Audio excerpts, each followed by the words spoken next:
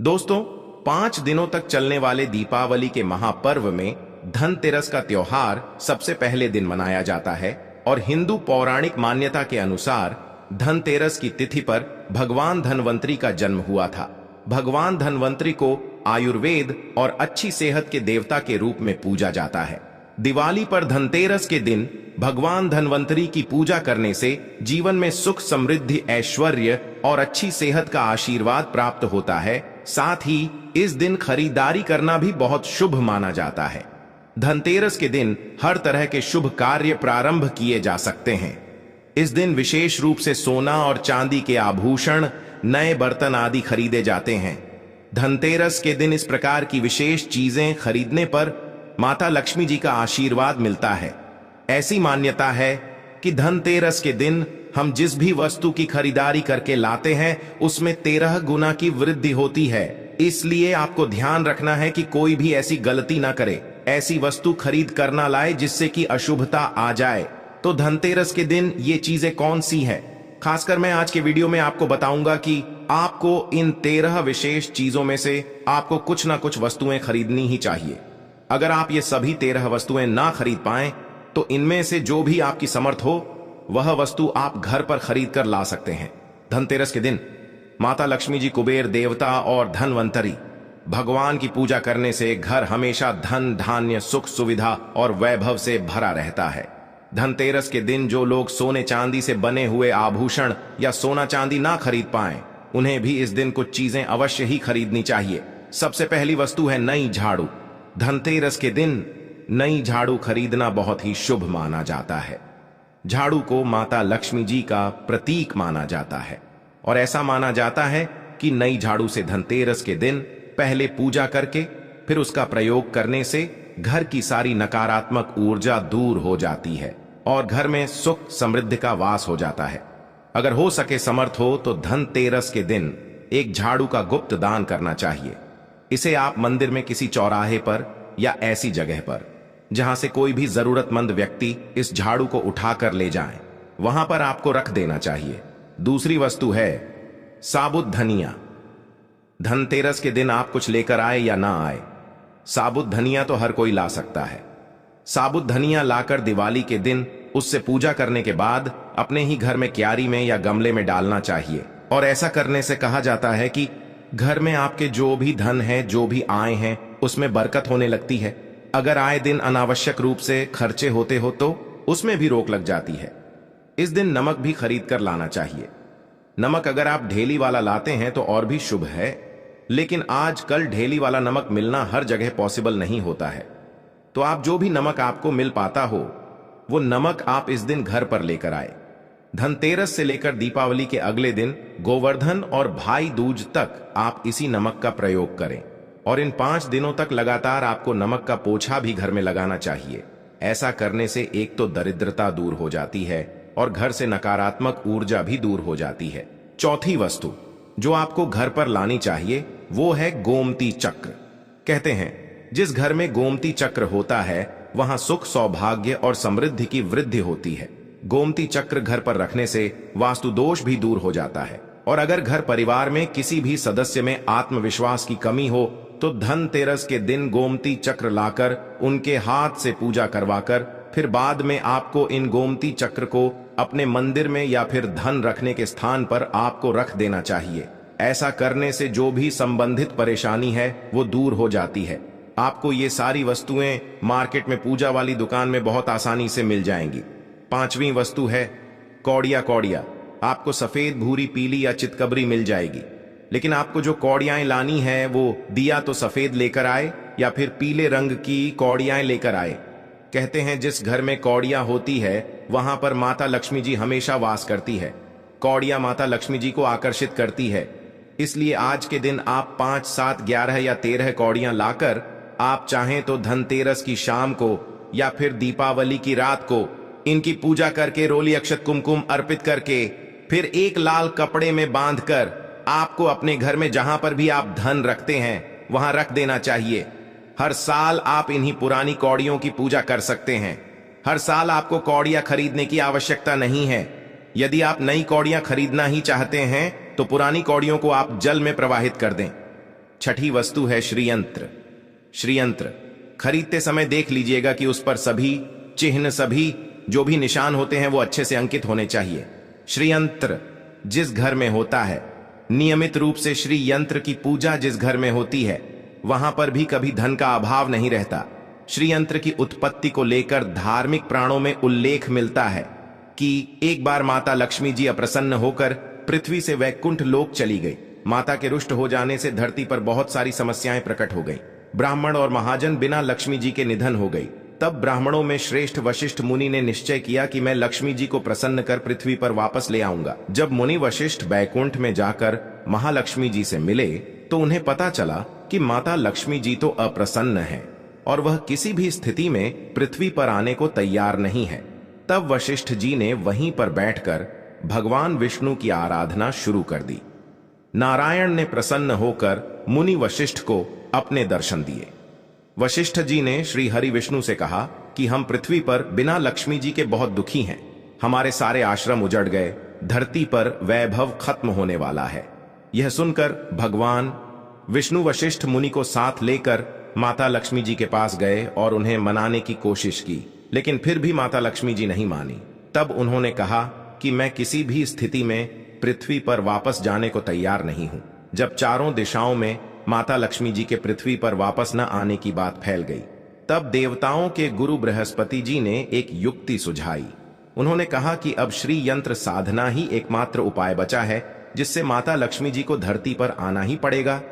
गुरु बृहस्पति जी के निर्देशों से श्री हरि ने धातु पर श्रीयंत्र का निर्माण किया और उसे मंत्र सिद्ध प्राण प्रतिष्ठा युक्त करते हुए दीपावली के 2 दिन पूर्व धन त्रयोदशी को श्रीयंत्र पर स्थापित करके विधि विधान से उसका पूजन किया। पूजन समाप्त होते होते माता लक्ष्मी जी को वहां आना ही पड़ा और वे बोली कि मैं किसी भी स्थिति में यहां आने के लिए तैयार नहीं थी। ये मेरा प्रण था, परंतु बृहस्पति जी की युक्ति से मुझे आना ही पड़ा। श्रीयंत्र मेरा आधार है और इसी में मेरी आत्मा भी बसती है। यही कारण है कि धनतेरस के दिन श्रीयंत्र खरीदना चाहिए और अपने घर में स्थापित करना चाहिए। 7वीं वस्तु है 7 मुखी रुद्राक्ष की माला या फिर 7 मुखी रुद्राक्ष। अगर आप धनतेरस के दिन 7 मुखी रुद्राक्ष को घर पर लाते हैं और फिर उसकी विधि विधान से पूजा करते हैं या भगवान शिव की पूजा में आप इस रुद्राक्ष को प्रयोग करते हैं, किसी भी मंत्र का जाप करते हैं, तो उससे भी आपके घर में कभी परेशानी नहीं आती।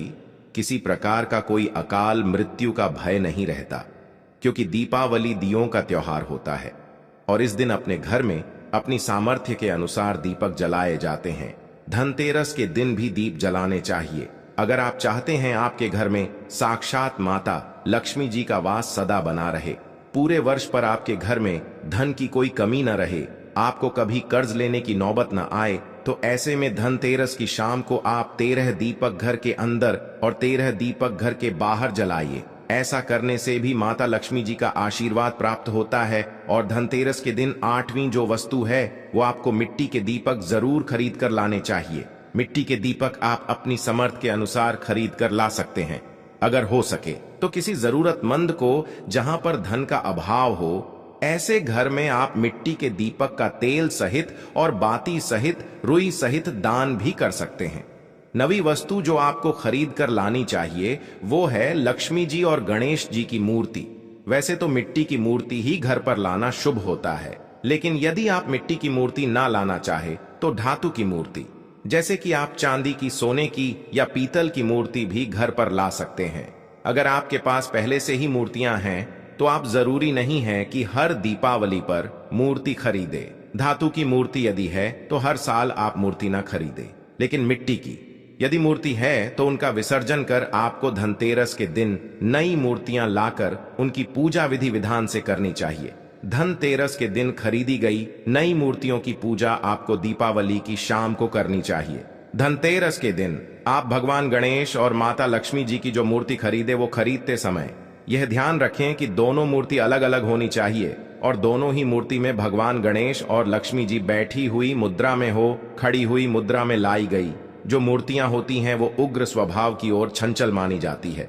अगर आप खड़ी मुद्रा वाली मूर्तियां लेकर आते हैं तो ऐसे में धन का अभाव आपके घर में लगातार बना रह सकता है। और आपको ध्यान रखना है कि जो मूर्ति या आप लेकर आए वो कहीं से भी खंडित ना हो, टूटी भी ना हो।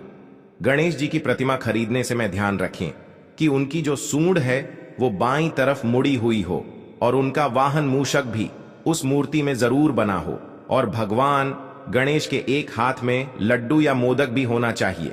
और माता लक्ष्मी जी की जो मूर्ति है तो कमल के फूल पर विराजित होनी चाहिए और उनके हाथ में सिक्के हो या फिर सिक्के गिरने वाली अवस्था में हो। ऐसी मूर्तियां घर पर लाना बहुत शुभ होता है। बहुत से लोग आज के दिन उल्लू पर विराजमान मूर्तियां फिर तस्वीर घर पर लेकर आते हैं, लेकिन आपको हाथी या फिर कमल के फूल पर विराजमान माता लक्ष्मी जी की मूर्ति या तस्वीर ही घर पर लानी चाहिए। कभी भी प्लास्टिक ऑफ पेरिस, जिसे पोप कहते हैं, प्लास्टिक की मूर्तियां इस दिन नहीं खरीदनी चाहिए और ना ही पूजा में उनका प्रयोग करना चाहिए। आप केवल मिट्टी की या फिर धातु की मूर्ति कहीं लेकर आए, अष्ट धातु की मूर्ति भी आप ला सकते हैं। धनतेरस के दिन आपको जो 10वीं वस्तु खरीदनी चाहिए वो है कुबेर यंत्र। कुबेर यंत्र जिस घर में होता है वहां पर धन के देवता कुबेर का वास होता है, साथ ही माता लक्ष्मी जी भी वहां पर वास करती हैं। आपको उत्तर दिशा में ही धन कुबेर यंत्र की स्थापना करनी चाहिए। इस दिशा का सही निर्माण परिवार में समृद्धि और खुशियों को लेकर आता है। साथ ही अगर आपके घर में किसी तरह का कोई वास्तु दोष है तो वो दोष भी दूर हो जाएगा और व्यापार में आपके कारोबार में खूब बरकत भी होगी।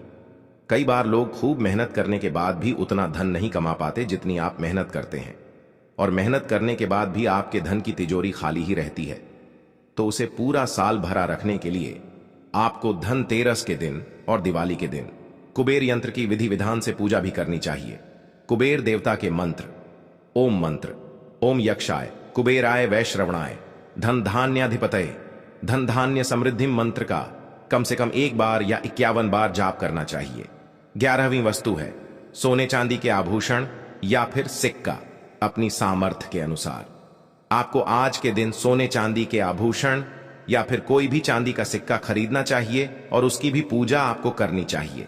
यदि आपकी समर्थन ना हो तो आप सोने चांदी के आभूषण या सिक्के के बजाय मिट्टी के बर्तन या 1 चम्मच भी आज के दिन यदि खरीद कर घर लाते हैं तो उससे भी आपके घर में पूरे साल खूब बरकत होती है। सब जानते हैं कि धनतेरस के दिन नए बर्तनों की खरीदारी की जाती है, लेकिन नए बर्तनों में भी आपको यह ध्यान रखना है कि आज के दिन यदि आप पीतल के बर्तन खरीद कर लाते हैं तो वो ज्यादा शुभ होते हैं।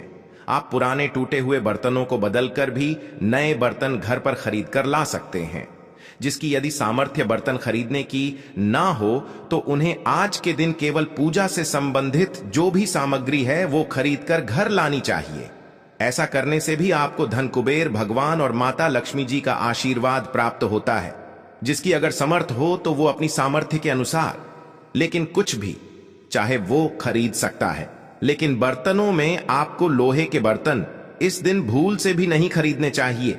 लोहे के बर्तन खरीदने से एक तो शनि दोष लगता है, शनि ग्रह से संबंधित परेशानियां आपके जीवन में आपकी कुंडली में घर परिवार में आ सकती हैं और राहु केतु ग्रह भी पलवान हो जाते हैं।